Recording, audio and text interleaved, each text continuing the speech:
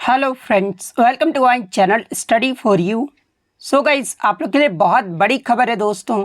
जो भी SSC MTS 2024 की वैकेंसी का इंतज़ार कर रहे थे, फाइनली उनका इंतज़ार ख़त्म हो गया है और एसएससी के तरफ से एसएससी एमटीएस 2024 का ऑफिशियल नोटिफिकेशन जो है वो जारी कर दिया गया है। तो आज के इस वीडियो में आपको बिल्कुल स्टेप बाय स्टेप बताऊंगा कि इस बार इस भर्ती के लिए जो है आपका एजुकेशनल क्वालिफिकेशन यानी शैक्षणिक योग्यता क्या मांगा गया है, एज लिमिट आपका क्या रहने वाला है, फ़ी आपका जो है कितना लगने वाला है, एग्ज़ाम पैटर्न आपका क्या रहेगा और इस भर्ती के लिए आपका सिलेबस जो है वो क्या रहने वाला है। तो सारा कुछ जो आपको वीडियो में डिटेल्स में बताने वाला हूँ, तो वीडियो को जो है लास्ट तक ज़रूर देखिएगा। और आपसे रिक्वेस्ट करता हूँ, अभी तक आपने मेरे चैनल को अगर सब्सक्राइब नहीं किया है तो एसएससी एमटीएस एग्ज़ाम से रिलेटेड पल पल की अपडेट के लिए जो है चैनल को सब्सक्राइब ज़रूर कर दीजिएगा। और बगल में ही आपको एक बेल आइकन यानी घंटे का निशान भी दिख रहा होगा, तो आप उसे भी जो है ज़रूर प्रेस कर दीजिएगा। तो चलिए वीडियो को स्टार्ट करते हैं। तो सबसे पहले जो आपको एसएससी के ऑफिशियल वेबसाइट पे आ जाना है, जिसका लिंक मैं आपको डिस्क्रिप्शन में भी प्रोवाइड कर दूंगा। उसके बाद आपको यहाँ पर 4 कैंडिडेट्स का जो है सेक्शन देखने को मिल जाएगा। तो सिंपली जो आपको इस पर क्लिक कर देना है। जैसे ही आप क्लिक करोगे तो आपके सामने जो है यहाँ पर एग्जामिनेशन कैलेंडर वो जो आपको देखने को मिल जाएगा। तो सिंपली जो आपको एग्जामिनेशन कैलेंडर पे जो वो क्लिक कर देना है और आज के डेट में जो है आपका न्यू एग्जामिनेशन कैलेंडर जो है वो जारी किया गया है। जहाँ पर अगर बात कर ले multitasking non technical staff and havildar examination की, यानी एमटीएस और हवलदार की वैकेंसी कब तक आएगी, तो देखिए एमटीएस और हवलदार की जो वैकेंसी है ना, ये आपका 27 जून 2024 को जो है इसका नोटिफिकेशन जो है वो जारी किया जाएगा। जिसका ऑनलाइन फॉर्म जो स्टार्टिंग डेट जो रखा गया वो 27 जून रखा गया, यानी एमटीएस 2024 का जो फॉर्म है ऑनलाइन डेट जो है वो आप 27 जून से आप इसका फॉर्म भर सकते हैं। वहीं अगर लास्ट डेट की बात कर लें तो देखिए ऑनलाइन फॉर्म भरने का जो लास्ट डेट है ना, ये आपका 31 जुलाई 2024 जो है वो लास्ट डेट जो है वो रखा गया है। वहीं अगर बात कर ले एमटीएस सीबीटी 1 का एग्ज़ाम जो आपका कब लिया जाएगा, तो देखिए एमटीएस सीबीटी 1 का जो एग्ज़ाम है ना, आप यहाँ पे क्लियरली देख सकते हैं कि अक्टूबर नवंबर 2024 में जो है इसका एग्ज़ाम जो है वो लिया जाएगा। तो ये तो हो गए आपके इंपॉर्टेंट डेट जो है आप यहाँ पे क्लियरली देख सकते हैं। अब हम लोग बात कर लेते हैं कि एसएससी एमटीएस 2024 के लिए एप्लीकेशन फ़ी जो आपका कितना लगने वाला है। तो देखिए एसएससी एमटीएस 2024 के लिए अगर आप जनरल और ओबीसी कास्ट से अगर आप आते हैं और अगर आप मेल हैं तो आपको जो है यहाँ पर 100 रुपये ही जो वो पे करना होगा। आप 100 रुपये में जो अगर जनरल और ओबीसी कैंडिडेट्स हैं तो आप 100 रुपये मात्र 100 रुपये पे करके जो है इसका ऑनलाइन फॉर्म जो है वो भर सकते हैं।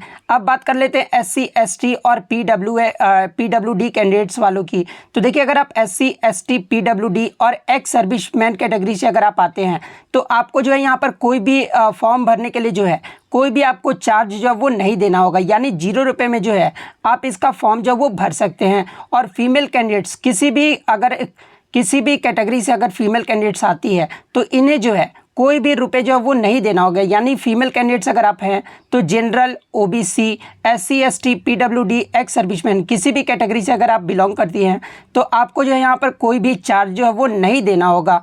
तो एप्लीकेशन फ़ी को लेकर जो भी आपके मन में डाउट था वो भी आपका क्लियर हो गया होगा। अब हम लोग बात कर लेते हैं कि कौन कौन इस फॉर्म को भर सकते हैं। तो देखिए ये जो आपका सेंट्रल लेवल का जो है जॉब है, ना कि स्टेट लेवल का जॉब है, तो आप ऑल ओवर इंडिया में किसी भी स्टेट से अगर आप बिलोंग करते हैं तो आप जो इस फॉर्म को भर सकते हैं। बहुत सारे बच्चों का मन में ये डाउट रहता है कि सर मैं यूपी स्टेट से हूँ तो इस फॉर्म को भर सकता हूँ या फिर नहीं। तो देखिए मैं आपको बता दूँ कि ऑल इंडिया में आप किसी भी स्टेट से अगर आप आते हैं तो आप इस फॉर्म को जो वो अप्लाई कर सकते हैं। और सबसे इम्पॉर्टेंट जो है वो आपका एज लिमिट को लेकर जो है मन में डाउट रहता है। तो देखिए एज लिमिट की अगर बात कर ले तो इसमें जो आपका मिनिमम एज जो रखा जाता है ना, वो आपका 18 वर्ष जो है वो रखा जाता है। और मैक्सिमम एज की बात कर ले तो इसमें आपका 2 कैटेगरी का जो है आपका पोस्ट निकाला जाता है, जिसमें एक मैक्सिमम जो एज मांगा जाता है उसमें आपका 25 ईयर जो मांगा जाता है। और कुछ पोस्टों के लिए जो आपका मैक्सिमम एज है ना वो आपका 27 वर्ष जो वो रखा जाता है। तो आप देख लीजिएगा कि किस पोस्ट के लिए आप अप्लाई कर रहे हैं और उसमें जो आपका मैक्सिमम एज जो है वो क्या रहने वाला है। तो अगर मैक्सिमम एज 25 ईयर वालों की अगर मैं बात कर लूँ तो आपका जो अगर डेट ऑफ बर्थ 2/1/1998 से लेकर 1/1/2005 के बीच में अगर आपका डेट ऑफ बर्थ आता है तो आप इस फॉर्म को जो है अप्लाई कर सकते हैं।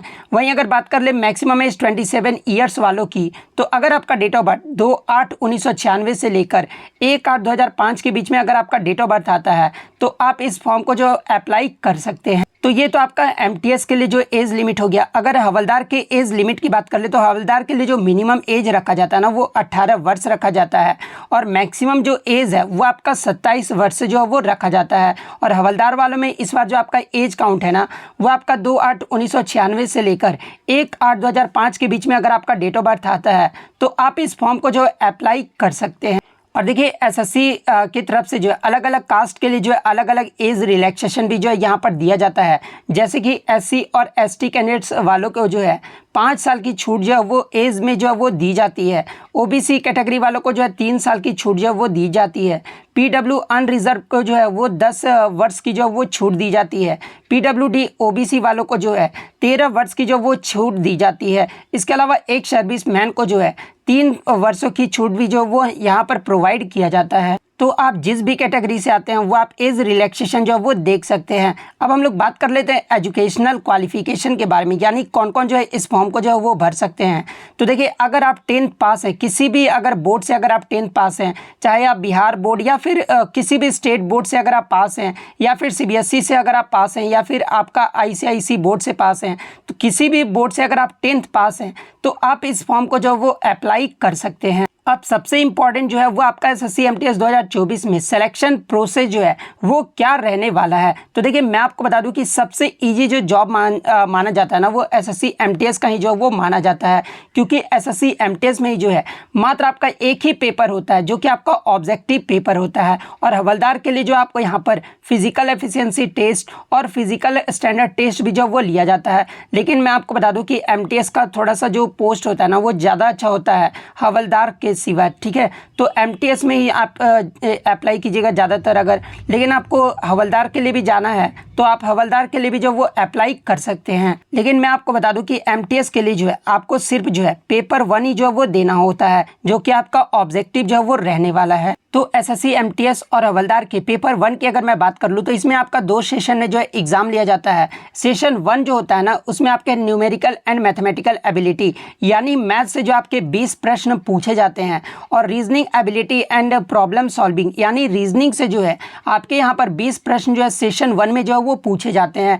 और प्रत्येक क्वेश्चन के लिए जो आपको यहाँ पर 3 मार्क्स जो है वो दिया जाता है, यानी आपका मैथ में जो है 20 प्रश्न पूछा जाता है और 60 नंबर का जो आपका ये एग्ज़ाम होता है। और रीजनिंग में भी आपके 20 प्रश्न और 60 नंबर का जो आपका एग्ज़ाम होता है। वहीं अगर टाइम ड्यूरेशन की बात कर ले तो इसके लिए सेशन 1 के लिए जो आपका एग्ज़ाम है ना वो आपको 45 मिनट का जो है वो दिया जाता है टाइम। और 45 मिनट जैसे ही आपका ख़त्म होता है ना उसके बाद आपका सेशन 2 जो है वो स्टार्ट हो जाता है।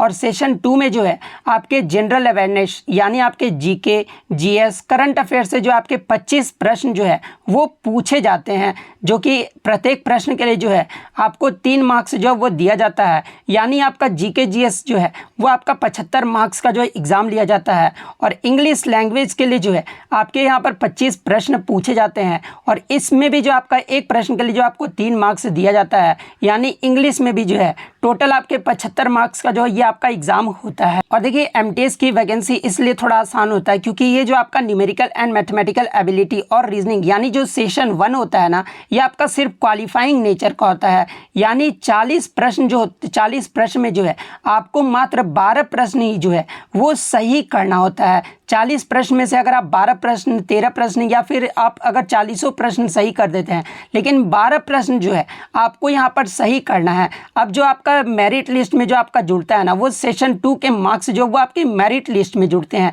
सेशन 1 जो होता है वो आपका मात्र जो वो क्वालिफाइंग नेचर का होता है, उसमें आपको सिर्फ 12 क्वेश्चन ही सही करना होता है। और सेशन 1 में जो आपका कोई भी निगेटिव मार्किंग जो है वो नहीं होता है। अब जो सबसे इंपॉर्टेंट है वो आपका सेशन 2 है। तो देखिए सेशन 2 में मैं आपको बता दिया हूँ कि इसमें आपका 45 मिनट जो है वो दिया जाता है। और आप यहाँ पे देख सकते हैं 25 प्रश्न आपके जीके जीएस और 25 प्रश्न आपके इंग्लिश से पूछे जाते हैं और एक प्रश्न के लिए आपको जो है यहाँ पर 3 नंबर दिया जाता है। और देखिए मैं आपको बता दूँ कि सेशन 2 में जो आपका निगेटिव मार्किंग होता है, यहाँ पर जो निगेटिव मार्किंग है ना वो 1 नंबर का होता है। तो आप बहुत सारे बच्चों के मन में ये डाउट रहता है कि सर सेशन 1 में निगेटिव मार्किंग होता है या फिर नहीं।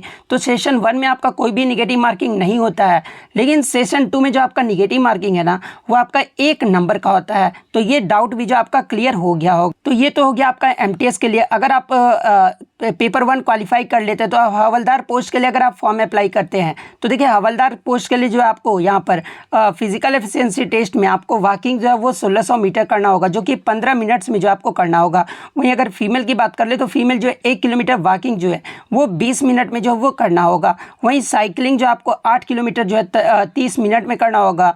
और यहाँ पर फीमेल के लिए जो है 3 किलोमीटर जो है वो 25 मिनट में जो है वो साइकिलिंग करना होगा। और हवलदार पोस्ट के लिए जो आपका फिजिकल स्टैंडर्ड टेस्ट रखा गया मेल के लिए वो आपका 157.5 सेंटीमीटर रखा गया है और फीमेल के लिए 152 सेंटीमीटर जो वो रखा गया है। और चेस्ट जो है मेल के लिए 76 सेंटीमीटर रखा गया है। वहीं अगर आपका फीमेल में चेस्ट नहीं नापा जाता है, वेट जो आपका मेल के लिए कोई भी निर्धारित नहीं किया गया है। फीमेल में जो वेट निर्धारित है वो 48 kg जो है वो रखा गया है। तो ये जो आपके SSC MTS के बारे में आपको सारा कुछ बता दिया हूँ। अगर आपको सिलेबस के बारे में अगर डिटेल्स में वीडियो चाहिए तो आप कमेंट्स करके बता दीजिएगा कि सर हाँ SSC MTS 2024 की डिटेल्स में आप सिलेबस जो है वो ज़रूर लेकर आइए। तो आशा करता हूँ कि आपको वीडियो में जानकारी अच्छी लगी हो तो वीडियो को जो है लाइक ज़रूर कर दीजिएगा और इसी तरह SSC की पल पल की अपडेट पाने के लिए जो है चैनल को सब्सक्राइब ज़रूर कर दीजिएगा। तो मिलते हैं नेक्स्ट वीडियो में, तब तक thank you, all the best.